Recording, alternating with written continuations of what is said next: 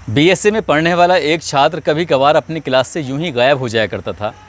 जब भी वो अपनी क्लास से गायब होता था तो सबसे पहले उसके प्रोफेसर पूछते थे कि वो जो लड़का समीर है वो कहाँ चला गया है, क्योंकि वो लड़का अपनी क्लास का सबसे ज़्यादा होनहार, सबसे ज़्यादा होशियार स्टूडेंट जो ठहरा था। उसके अचानक से गायब होने की चिंता जहाँ प्रोफेसर साहब को थी, उससे कहीं ज़्यादा चिंता थी उसकी क्लास में पढ़ने वाली एक लड़की काव्या से। काव्या क्योंकि उसकी सबसे ख़ास दोस्त जो थी। एक दिन काव्या उससे पूछती है कि समीर, तुम यूं अचानक से गायब हो जाते हो, अच्छा नहीं लगता, क्या बात है, क्या कोई चिंता है या कोई परेशानी है? जो भी है मुझे बताओ, हो सकता है कि मैं उस समस्या का समाधान कर दूं। लेकिन समीर इस बात पर खामोश रहता है, चुप रहता है। और जब ये चुप्पी टूटती है तो ना केवल काव्या बल्कि पूरा डिग्री कॉलेज, पूरा शहर या इलाका या यूँ कहें कि पूरा प्रदेश के लोग हैरान थे कि एक व्यक्ति, एक लड़का आखिरकार ऐसा कैसे कर सकता है। उसके गायब होने की वजह से एक जान चली जाती है और 4-5 ज़िंदगी हमेशा हमेशा के लिए बर्बाद हो जाती हैं। आदाब, नमस्कार, सत श्री अकाल। मैं उस्मान सैफ़ी। आज की जो सच्ची घटना मैं आपको सुनाने जा रहा हूँ, ये सच्ची घटना है उत्तर प्रदेश का एक ज़िला है शामली, और इसी ज़िले का एक थाना है कोतवाली नगर। कोतवाली नगर का एक मोहल्ला लगता है दयानंद नगर। दरअसल बात कर रहा हूँ 7 अप्रैल 2018 की। रात के लगभग 9:30 बजे के आसपास का वक्त रहा होगा। एक व्यक्ति जो कि अचानक से जा रहा है और जाते जाते उसे एक और व्यक्ति ज़मीन पर पड़ा हुआ दिखाई देता है। जैसे ही मोबाइल की टॉर्च उसकी तरफ लगाता है तो उसके सर से बहुत ज़्यादा खून बह रहा था और वो सिसकियाँ भर रहा था। उस लड़के ने, जो राहगीर है, उसने तुरंत ही कंट्रोल रूम का यानी कि 112 नंबर पर फ़ोन किया और पुलिस से मदद मांगी। ये कहा कि एक व्यक्ति सिसकियाँ भर रहा है, ऐसा लगा जैसे किसी ने उसको गोली मारी है। जैसे ही सूचना मिलती है, नगर कोतवाली पुलिस की जो प्रभारी हैं अवनीश गौतम, एसएसआई सत्यनारायण दहिया और महिला एसआई नीमा गौतम अपनी फोर्स के साथ मौके पर पहुंचती हैं। जब तक पुलिस मौके पर आई थी तब तक उस व्यक्ति की मौत हो चुकी थी। उस व्यक्ति के जो जेब में पर्स रखे थे, ज़रूरी कागजात रखे थे, उसके आधार पर पता चलता है कि इस व्यक्ति का नाम राकेश रुहेला है, जिसका घर यहाँ से महज 100 कदम की दूरी पर ही है। जैसे ही घर वालों को सूचना दी जाती है तो घर से दौड़ते हुए पत्नी, बेटा और बेटी रोते हुए चले आते हैं। जब दौड़ते हुए रोते हुए आते हैं तो उनकी हालत ख़राब थी। एक ही सवाल था कि मेरे पति को किसने मारा। कोई कह रहा है कि मेरे पिता को किसने मारा। पुलिस इस मामले की जांच पड़ताल करती इससे पहले ही मोहल्ले के लोगों ने हंगामा शुरू कर दिया, और हंगामा इस कदर होता है कि पुलिस को डेड बॉडी उठाने से भी कहीं ना कहीं इनकार करने लगे। पुलिस ने बड़ी मुश्किल से हाथ पैर जोड़ते हुए, रिक्वेस्ट करते हुए उस शव को कब्ज़े में लिया, और कब्ज़े में लेने के बाद पोस्टमार्टम के लिए भेजा गया। इस मामले की जाँच जब कोतवाली प्रभारी कर रहे थे तो ये पता करने की कोशिश करते हैं कि आखिरकार इस व्यक्ति का काम क्या था, ये रात में यहाँ क्या कर रहा था। तो पता चलता है कि दिल्ली शाहदरा में एक इंस्टीट्यूट है, उसी की लैब टेक्नीशियन डिपार्टमेंट में भी ये काम करता था, और रोज़ सुबह घर से सुबह 7 बजे निकलता था, रात को लगभग 8 साढ़े 8 बजे तक अपने घर आ जाया करता था। यूँ अचानक से गायब होना उसका और उसके गोली लगना, ये वाकई परेशानी वाली बात थी। पुलिस अब जांच कर रही है, उधर लोग हंगामा शुरू कर रहे हैं। दिन निकलता है, पोस्टमार्टम रिपोर्ट भी आती है, और पोस्टमार्टम रिपोर्ट से पता चलता है कि बहुत ही नज़दीक से किसी ने इनको गोली मारी है। गोली मारने वाले कौन हैं, इसका पता लगाने की जब पुलिस कोशिश कर रही थी तो पता चलता है कि ये व्यक्ति कमेटी डाला करता था। दरअसल पश्चिमी उत्तर प्रदेश में कुछ लोग कमेटी डालकर अपना काम निकालते हैं। 10-20 लोगों का ग्रुप बनाते हैं, वो लोग हर महीने पैसे देते हैं। जिसको ज़्यादा ज़रूरत होती है वो कमेटी से पैसे उठा लेता है, और बाकी हर महीने के महीने जिसका नंबर आता है उस हिसाब से उसको पैसे मिलते चले जाते हैं। जब पुलिस ने जब जांच पड़ताल की तो लगभग पता चला कि 20 लोगों की कमेटी डली हुई थी, उसी को ये खुद हैंडल कर रहा था, और हैंडल करते करते हो सकता है कि यहाँ से किसी से कोई दुश्मनी हुई हो, कोई बात हुई हो। पुलिस ने जब 20 लोगों की जांच पड़ताल करनी शुरू की है तो यहाँ से कोई एंगल निकल के सामने नहीं आया। पुलिस दूसरा एंगल लूट कर ढूंढ रही थी। जब पुलिस ने इसकी घटनास्थल पर जाकर, क्योंकि सबसे पहले पुलिस और वो व्यक्ति पहुँचा था जिसने फ़ोन किया था, लेकिन उस व्यक्ति मतलब मरने वाले राकेश रुहेला को छुआ तक नहीं था। और इसकी जेब में जब उन्होंने सर्च अभियान चलाया तो पता चलता है कि मोबाइल है, उसका पर्स रखा हुआ है, ज़रूरी कागजात रखे हुए हैं, गले में जो उसने ज्वेलरी पहनी हुई है या हाथ में उसने ज्वेलरी पहनी हुई है, वो सब कुछ एज इट इज़ है।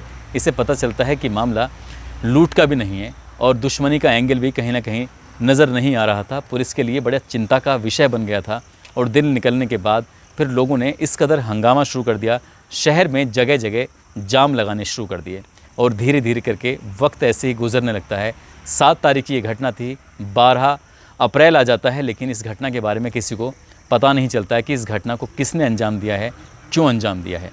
जब व्यापारियों ने, लोगों ने, समाज सेवियों ने जब ज़्यादा हंगामा धरना प्रदर्शन किया है तो अवनीश गौतम जो थाना प्रभारी थे उनका अचानक ही ट्रांसफ़र कर दिया जाता है और उनके स्थान पर जितेंद्र कालरा को इंस्पेक्टर का चार्ज दिया जाता है। अब इंस्पेक्टर साहब अपनी जांच कर रहे थे, जो भी पूरे इलाके के सीसीटीवी कैमरे या ये परिवार के एक एक सदस्य के मोबाइल की सीडीआर या सर्विलांस पे जो नंबर लगाए गए थे, हर एक पहलू को बारीकी से पहले से ही खंगाला जा रहा था, लेकिन पुलिस को लोग इतना मौका नहीं दे रहे थे जिससे कि पुलिस अपनी जांच अंतिम छोर तक लेके आती। उससे पहले ही इंस्पेक्टर साहब का ट्रांसफ़र होने के बाद जितेंद्र कालरा अपनी तरफ से पूरा प्रयास करते हैं और सबसे पहले ये पता करने की कोशिश करते हैं कि ये व्यक्ति यहाँ से कहाँ तक जाता है। जहाँ तक जाता है पुलिस ने पीछा किया और ये जानने की कौन सी ट्रेन से जाता है, किस वक्त बैठता है, किस वक्त जाता है, किस वक्त आता है, वहाँ उसके कोई दुश्मन तो नहीं है। दिल्ली तक मामले की जांच की गई, लेकिन पुलिस के हाथ खाली थे। एक बार फिर से वही सीसीटीवी कैमरे की जो फुटेज इकट्ठा की गई थी लगभग 1 सप्ताह की इधर उधर से, तो वही सीसीटीवी कैमरे की फुटेज को जितेंद्र कालरा बड़े इत्मीनान के साथ देख रहे थे। देखते ही देखते पता चलता है कि जब रेलवे स्टेशन से और इसके घर की यानी कि दयानंद नगर की दूरी लगभग 1.5 किलोमीटर के आसपास, और ये 1.5 किलोमीटर का सफ़र हमेशा पैदल तय करके आता था, वहाँ से घर तक जितने भी सीसीटीवी कैमरे पड़ते हैं सभी कैमरे को बारी बारी से जब खंगाला जाता है तब पता चलता है कि एक बाइक पर 2 लड़के जो कि दूर खड़े हुए हैं, उन्हीं दो लड़के कौन हैं, कहाँ से आए हैं। जब इसका पता निकालने की कोशिश की गई, क्योंकि 1 मिनट के लिए वो लड़के रुके थे और 1 मिनट के लिए उस कैमरे से राकेश रुहेला भी ओझल हो जाता है। पुलिस जब यहाँ उसी रात की नहीं 7 अप्रैल की रात की पड़ताल करने की कोशिश करती है तो पता चलता है वहीं पास में ही किराना का स्टोर है और किराना स्टोर पे वाकई की फुटेज आ जाती है। वहाँ जाके किराना स्टोर वाले से पूछा जाता है कि क्या आपके पास ये राकेश रुहेला किसी काम के लिए आए थे, तो बताता है कि साहब हाँ, कुछ सामान ख़रीदा था। उसी बीच में जो बाइक पर बैठे हुए लड़के थे उनका फ़ोटोग्राफ्स दिखाया जाता है कि ये कौन है, क्या तुम इन्हें जानते हो। तब वो किराना स्टोर वाला कहता है कि साहब जी, लड़का जो पीछे बैठा हुआ है दरअसल ये विशाल है और विशाल कोई और नहीं बल्कि राकेश रुहेला का बेटा है। ये बात जब पुलिस सुनती है तो पुलिस सन्न रह जाती है, हैरान रह जाती है कि आखिरकार उसका बेटा यहाँ क्या कर रहा था। पुलिस ने तुरंत ही वहाँ से सूचना मिलते ही घर पहुँचती है और विशाल को पूछताछ के लिए हिरासत में ले लेती है। और हिरासत में लेने के बाद जब उसे कोतवाली लाया जाता है, उससे पूछा जाता है कि तुम उस रात उस घटना स्थल पर क्या कर रहे थे। तो वो लड़का कहता है कि साहब, मुझे तो मम्मी ने दूध लेने के लिए भेजा था, मैं तो सिर्फ दूध लेने के लिए गया हुआ था, लेकिन अचानक से ही मैंने देखा नहीं, मेरे पिताजी भी वहाँ पर हैं, लेकिन हाँ, जो बाइक पर आगे बैठा हुआ है वो मेरे बहन का बॉयफ्रेंड है जिसका नाम समीर है, समीर मेरे साथ ज़रूर था। फिर पुलिस ने समीर को हिरासत में लिया और उससे पूछताछ करने की कोशिश की। तो समीर के साथ एक लड़का और था, यानी कि कुल मिलाकर ये 3 लड़के थे। यहाँ एक जिसका नाम विशाल है जो कि राकेश रुहेला का बेटा है, एक लड़का समीर जो कि उसकी बहन काव्या का बॉयफ्रेंड है जो उसके बहुत ज़्यादा प्यार करता है, और तीसरा लड़का जो कि समीर का सगा तहेरा भाई शादाब भी मौजूद था। पुलिस ने इन तीनों की हिरासत में लिया। पहले यानी विशाल से पूछताछ की और उसको छोड़ दिया।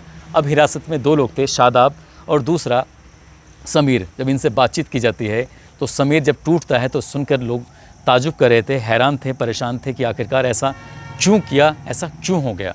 दरअसल से पूछा जाता है कि तुमने ऐसा क्यों किया, तो कहता है साहब, हमने कोई मर्डर वर्डर नहीं किया है, हमने किसी को नहीं मारा है, बल्कि जो मारने वाले थे वो किराए के या भाड़े के शूटर थे, उन्होंने मारा है। लेकिन मारने की क्या वजह है इसके बारे में जब पता करने की कोशिश करते हैं तो बताता है कि जो उनकी बेटी काव्या है जो कि बीएससी फर्स्ट ईयर में उसकी क्लासमेट है, जो कि उसे बेइंतहा प्यार करती है, उसी के कहने पर ही भाड़े के लोगों ने ये हत्या की है। हत्या क्यों की है? जब काव्या को पुलिस हिरासत में लेती है तो काव्या भी तोते की तरह एक एक बात बताने से पहले, हालांकि उसकी पहले पिटाई या कह सकते हैं कि सख्ती से जब पूछताछ की जाती है तब वो कहीं ना कहीं सच बोलती है, और जो सच सुनकर लोग हैरान थे वाकई। वो बताती है कि साहब, मैं समीर को बेइंतहा प्यार करती हूँ और समीर और हम लोग कभी कभार कॉलेज के बाद में किसी रेस्टोरेंट में मिल जाया करते थे। अचानक ही एक दिन उसके पापा की नज़र उस पर पड़ जाती है। तब वो शायद किसी ओयो होटल से बाहर निकल रहे थे। जब बाहर निकल रहे थे तो उसके पापा को शक होता है और उस लड़के को अपने पास बुलाते हैं और लड़के को एक के बाद एक कई थप्पड़ मार देते हैं और कहते हैं कि आज के बाद अगर तुम मेरी बेटी के इर्द गिर्द या आसपास भी दिखाई दिए तो तुम्हें बहुत मारा जाएगा, तुम्हें बहुत पीटा जाएगा। जब ये बात लड़का सुनकर और पिटकर वो वहाँ से भाग जाता है। उसके बाद में 2, 4, 10, 5 दिन दिखाई नहीं देता। लेकिन एक दिन ऐसा होता है कि राकेश रोहेला अपनी जॉब पर ज़रूर जा रहे थे। उस दिन ट्रेन छूट गई थी और ट्रेन जब छूटी तो वो वाकई परेशान थे, इसलिए अपने घर वापस आ जाते हैं। घंटे 2 घंटे के बाद जब घर आकर देखते हैं तो वो लड़का समीर घर से निकल रहा है। घर पर कोई नहीं था, घर पर सिर्फ उसकी पत्नी कृष्णा मौजूद थी। कृष्णा को देखकर वो ताज्जुब कर रहा था कि ये लड़का मेरी बेटी से भी मिलता है और यही लड़का मेरी पत्नी से भी मिलता है, आखिरकार क्या वजह है। तब वो अनान्यास ऐसे ही बोल देता है कि तुम्हारा इस लड़के से अफेयर चल रहा है, मैं पूरी बात जानता हूँ। जब कृष्णा को ये बात पता चलती है तो कृष्णा सन्न रह जाती है। वो हैरान थी कि आखिरकार हम तो बड़ी सावधानी से एक दूसरे के साथ ज़िंदगी बिता रहे थे, आखिरकार इन्हें कैसे पता चल गया। यहाँ पर आज के दिन कृष्णा के साथ उसका पति राकेश रोहेला बहुत ज़्यादा मारपीट करता है। जब मारपीट करता है तब कहीं जाकर उसके मन में कुछ ना कुछ ऐसी गलत फहमियाँ पैदा होने लगती हैं और काव्या किसी तरकीब से उसे बचा देती है, क्योंकि काव्या नहीं जानती थी कि समीर मेरी माँ से मिलने के लिए आया है। क्योंकि कुछ टाइम के बाद समीर को उसने क्योंकि लड़की काव्या भी वहाँ पर मौके पर आ चुकी थी। अब यहाँ से ये चला तो जाता है, लेकिन इस बात को किसी से जिक्र नहीं करता, किसी से इस बात की बताता नहीं है। लेकिन आए दिन घर में किसी न किसी बात को कलेश रहने लगा। और जब जब राकेश घर से निकलता था तब तब समीर या तो घर में होता था या फिर स्कूल के बाद किसी होटल में उसकी बेटी के साथ होता था। तो उसके बाद इन्होंने एक प्लान बनाया, खासकर काव्या ने कहा कि पिताजी इस तरह से अगर हमें रोक टोकी करते रहेंगे तो शायद हम कभी मिल नहीं पाएंगे और हम जो भी करते हैं, क्योंकि उनकी जो प्यार की सीमा थी वो कहीं लिमिट क्रॉस कर चुकी थी। उनके अनैतिक संबंध जो आपस में बीच में कभी कभार बनते थे, कभी होटल में तो कभी कहीं। तो इस तरह से उस लड़की को लगता था कि मेरे पिताजी बार बार रोका टोकी करते हैं, इनका कुछ ना कुछ काम तमाम कर देना चाहिए। और इस बात की जिम्मेदारी समीर को दी गई थी। समीर ने कहा कि मैं ये काम नहीं कर सकता, मैंने ये कभी काम किए भी नहीं है, ना ही मेरे किसी घर वाले ने ये काम किए हैं, लेकिन अगर तुम कहती हो तो मैं ऐसे लोगों को जानता हूँ जो इस तरह के लोगों का काम तमाम करते हैं। तब वो 2 लड़के लेके आता है समीर और लाके बातचीत करता है। जब ये बातचीत कर रहे थे काव्या और क्या नाम है इसका समीर, और साथ में 2 लड़के होते हैं, घर में ही मीटिंग चल रही थी, तब कृष्णा भी अचानक से आ जाती है और कृष्णा को पता चलता है कि उसकी बेटी का उसी लड़के से अफेयर है और उसके काव्या को पता चलता है कि उसकी माँ का समीर से अफेयर है। तब सामूहिक रूप से एक प्लान बनाते हैं हत्या का और भाड़े के इन लोगों को लेकर वो भाड़े के लोग मांगते हैं 5 लाख रुपए की रकम। कहते हैं कि हमें कुछ हथियार भी ख़रीदने हैं और इसलिए हमें 5 लाख रुपए चाहिए।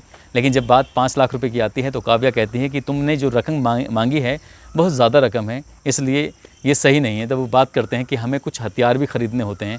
तो बात हथियार ख़रीदने की आती है तो काव्या अपने घर के अंदर जाती है और वहाँ से एक रिवॉल्वर और कुछ गोलियाँ लाकर उन लोगों को देती है। कहती है कि तुम इसे काम कर कर वापस हमें दे देना, यानी कि अपने ही घर का हथियार। वो कहती है कि बात इधर उधर की कुछ नहीं, 4 लाख में सौदा मंजूर हो तो ठीक है, नहीं तो कोई बात नहीं, 2 लाख रुपए आपको एडवांस दिए जाएंगे। वो लड़के तैयार हो जाते हैं और 7 अप्रैल 2018 का दिन चुना जाता है। जैसे ही वो अपने ड्यूटी से घर आ रहा था, लगभग रात के 9:30 बज जाते हैं। और क्योंकि इस लड़के यानी कि समीर को और शादाब को इसलिए साथ रखा गया था क्योंकि वो इशारा करने के लिए कि हाँ, जिसकी हत्या करनी है, जिसका कत्ल करना है, यही वो राकेश है, उसका इशारा करना था।